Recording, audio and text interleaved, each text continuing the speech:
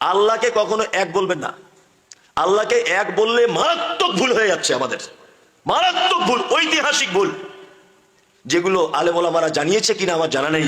তবে আমি খুব তদন্ত করে, গবেষণা করে, পড়াশোনা করে তবে আপনার কাছে তথ্যটা আমি পেশ করছি, তার আগে নয়। এক, আরবিতে ওয়াহেদ মানে এক। আচ্ছা বলুন, আমার দিকে ফিরুন।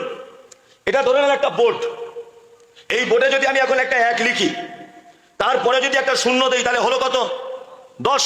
আচ্ছা 10টা যখন বলছি তখন একের আর কোন অস্তিত্ব থাকছে? একজন রাজমিস্ত্রি, অনেকে হয়তো চিনে, সে বলেছে আল্লাহকে এক বলা যাবে না, একক বলতে হবে। কি বলতে হবে শুনেছেন? হ্যাঁ, বলছে আল্লাহকে একক বলতে হবে, এক বলা যাবে না। দলিল কি? তো বলছে আল্লাহ কোরআনে বলেছেন কুল হু আল্লাহু আহাদ। হে হাবিব, আপনি বলে দিন আল্লাহ হলেন একক। আল্লাহ এক বলেননি, ওয়াহিদ বলেননি, একক বলেছেন।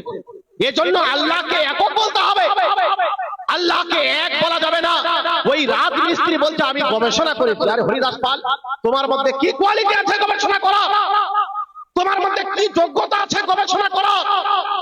তুমি গবেষণা করার মতো যোগ্যতা নিজের মধ্যে রাখো। কি অবস্থা হয়ে গেছে! এইরকম জাহিল স্টেজের মধ্যে আসে আর বলে যে আল্লাহকে এক বলা যাবে না, একক বলতে হবে।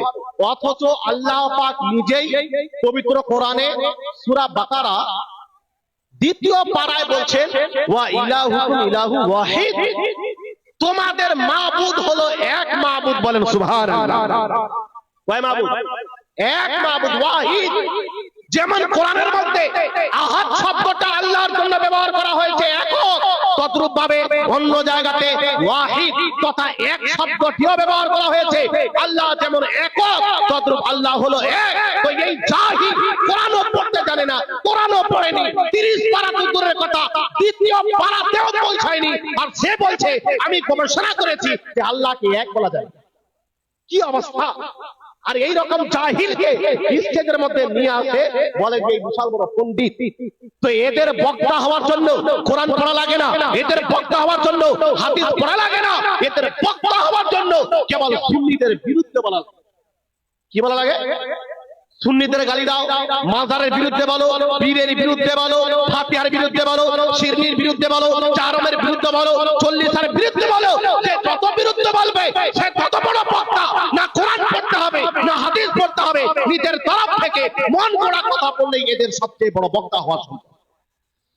এই মুমতাজুল বলছে যে আল্লাহকে এক বলা যাবে না।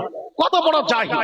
2য় পারার মধ্যে আল্লাহ বলছেন ওয়া ইলাহুকুম ইলাহু ওয়াহিদ, তোমাদের রব হলো এক, তোমাদের মাবুদ হলো এক মাবুদ। এই বলছে না, এক বলা যাবে না। তো কোরআনই পড়েন। বেচারা রাজমিস্ত্রি করতে করতে সুন্নিদের গালি দিতে দিতে স্টেজে চলে এসে যা বলে